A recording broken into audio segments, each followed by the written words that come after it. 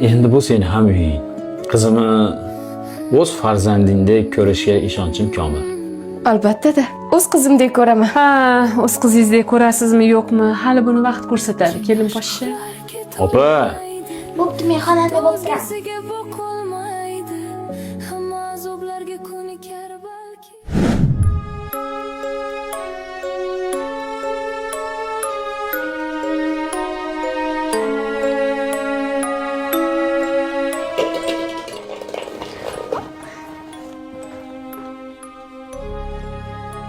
Keldingizmi? Koptok o'ynaymizmi?